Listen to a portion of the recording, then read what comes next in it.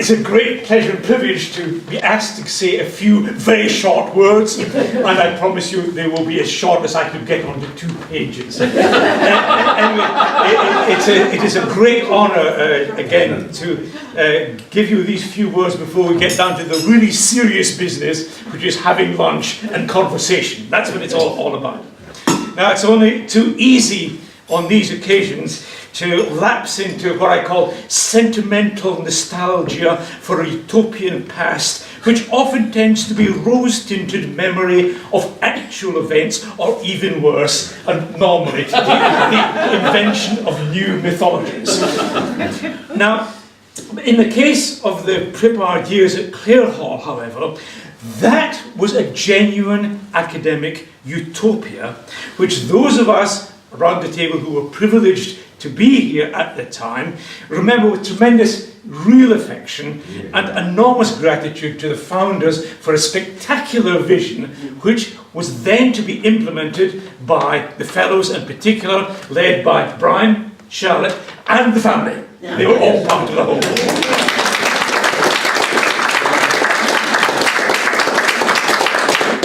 Now, I'm not going to bore you, but simply say that most of you, sorry, all of you will have got copies of the history of the first 50 years of the college. Sorry, you have bought multiple copies to give as presents to those who would enjoy reading. So there's no need to repeat all of that here. There's only one point I would make, is that in everything else, luck plays its part.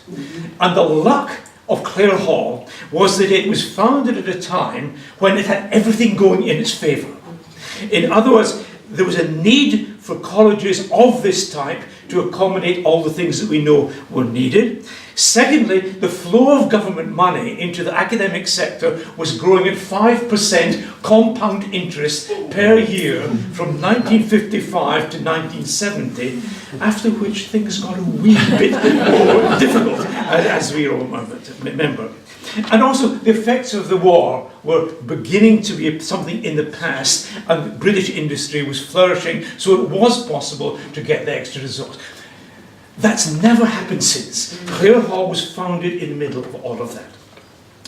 Now, with the generosity of Clare and the remarkable benefactions that Eric Ashby was able to raise, a totally different sort of college was planned and successfully implemented by Brian, Charlotte and the family. It is said that it was modelled on the Institute of Advanced Studies in Princeton, but those of us who have been privileged to be there know that Clare Hall is much better.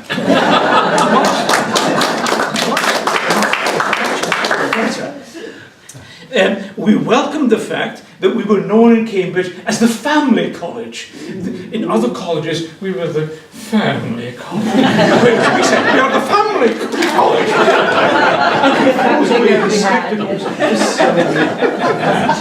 He hopes he will find his spectacles again, which he has successfully done. The close-packed site encouraged the families and the academics to interact, and always there was this noise of young children throughout the college. It was one of the distinctive features that one celebrated rather than saying, oh dear, that shouldn't happen. This was a 20th century college. And Brian and Charlotte set the tone with their interaction with all the fellows, with all sorts of people in college. And in particular, Brian set the splendid example of being observed in this open-plan college of doing the washing up every evening. You remember that, Charlotte? You walked down the Scholars' Walk, family walk, and there was Brian doing the washing up. That's what residents of colleges are appointed for. Right. And there seemed to be so much more time in those days for doing things that academics in ivory towers are meant to do. And it actually happened. People would sit around after lunch, and it was a challenge for the people supporting us to get rid of us and take away all the dead coffee cups. Now, the 50th anniversary book preserves the decorum required of such a volume. You will understand that.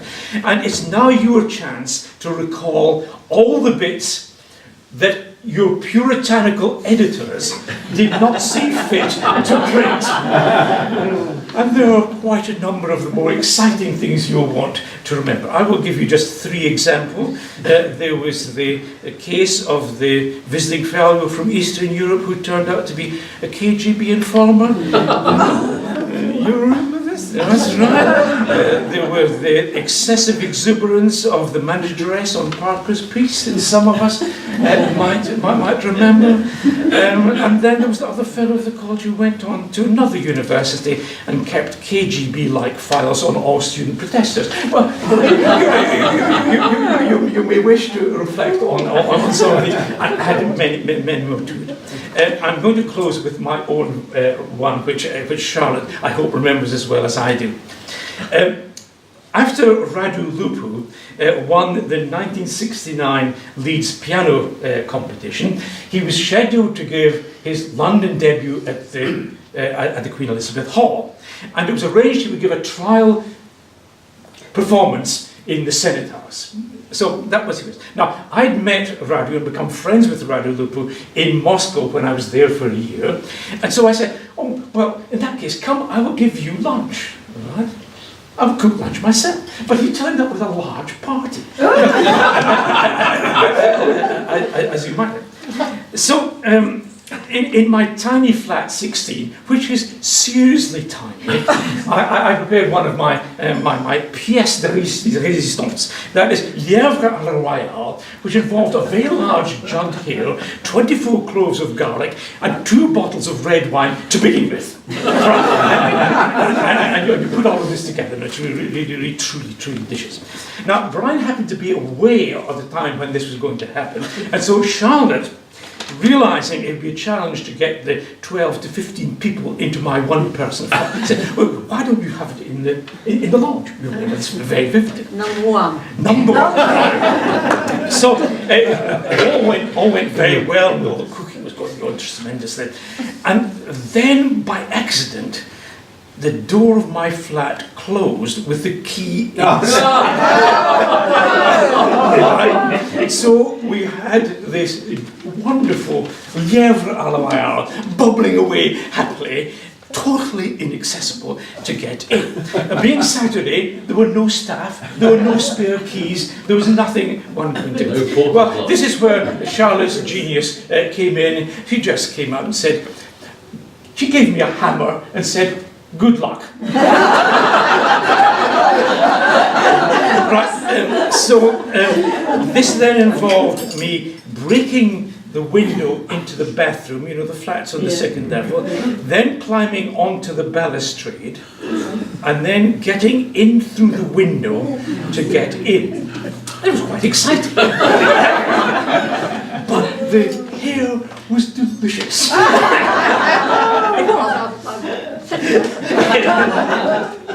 Well, that's one of my many stories. So for Brian, Charlotte, and the family, such events were just part of the normal life of the college. Similar things to this happened all the time, and yet the college could cope with it with this tremendous feeling of wholeness. So Brian, Charlotte, and the family's kindness were truly memorable.